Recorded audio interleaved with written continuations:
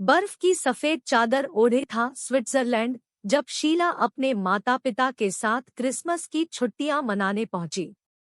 छोटे से लकड़ी के कॉटेज में आग धधक रही थी, खिड़की के बाहर बर्फ फूलों की तरह झर रही थी। शीला ने स्नोमैन बनाया, पिताजी के साथ स्लेजिंग की, माँ के साथ हॉट चॉकलेट के मग थामे बर्फ में नंगे पांव दौड़ाई। क्रिसमस की रात चर्च की घंटियां बज उठीं। वे मोमबत्तियां जलाकर कैरोल गाते हुए खूबसूरत क्रिसमस ट्री के पास उपहारों का आनंद ले रहे थे। क्रिसमस के साथ शीला को सिर्फ उपहार नहीं मिले, प्यार के गर्माहट भरे पल मिले। परिवार के साथ हंसी खेल, बर्फ की ठंड में साथ बैठकर गर्म कहानियां सुनाना, ये वो यादें थी जो क्रिसमस से भी ज्यादा खास थी। शीला ने सीखा कि खुशियां जगहों में नहीं बल्कि प्यार करने वाले लोगों के साथ वक्त बिताने में होती है। स्विट्जरलैंड का बर्फ वाला क्रिसमस उसके अंदर एक गर्मी जगा गया, एक ऐसी गर्मी जो सालों तक उसे प्यार और साथ की खुशबू देती रहेगी। बर्फ की सफेद चादर ओढ़े था स्विट्जरलैंड जब शीला अपने माता पिता के साथ क्रिसमस की छुट्टियां मनाने पहुंची। छोटे से लकड़ी के कॉटेज में आग धधक रही थी, खिड़की के बाहर बर्फ फूलों की तरह झर रही थी। शीला ने स्नोमैन बनाया, पिताजी के साथ स्लेजिंग की, माँ के साथ हॉट चॉकलेट के मग थामे बर्फ में नंगे पांव दौड़ाई। क्रिसमस की रात चर्च की घंटियां बज उठीं। वे मोमबत्तियां जलाकर कैरोल गाते हुए खूबसूरत क्रिसमस ट्री के पास उपहारों का आनंद ले रहे थे।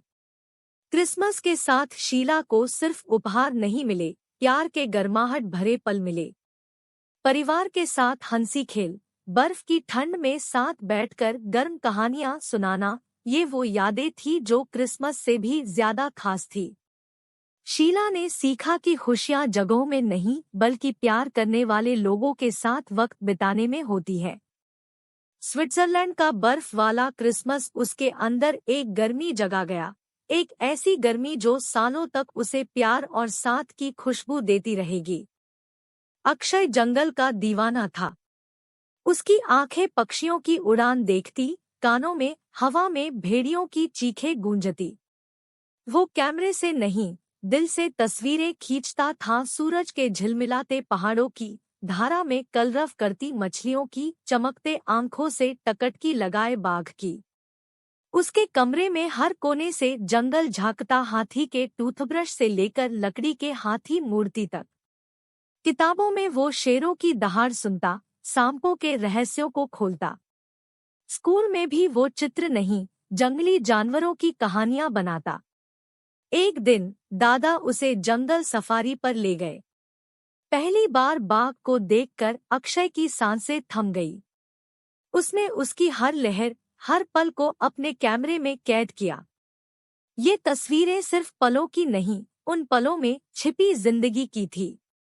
अक्षय ने सीखा कि वन्यजीव फोटोग्राफी सिर्फ तस्वीरें खींचना नहीं, प्रकृति की भाषा समझना है। वो पगडंडियों पर जानवरों के निशान पढ़ता, हवा में छिपे संदेश समझता। हर क्लिक में जिंदगी का सम्मान, जंगल के संरक्षण का वचन होता। एक बार शिकारियों से बचाए गए तेंदुए के बच्चे की तस्वीर ने सबको झकझोर दिया।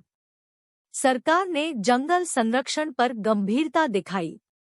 अक्षय जान गया, तस्वीरें सिर्फ दिखाती नहीं, बदल भी सकती हैं। अक्षय की कहानी हर बच्चे को प्रेरणा देती है। हमें प्रकृति से जुड़ना है, उसे समझना है, उसकी रक्षा करनी है। तो क्यों न हम सब बने अक्षय, अपने अपने कैमरों से प्रकृति की अनकही कहानियां दुनिया को सुनाएं और जंगल के गीतों को जिंदा रखें।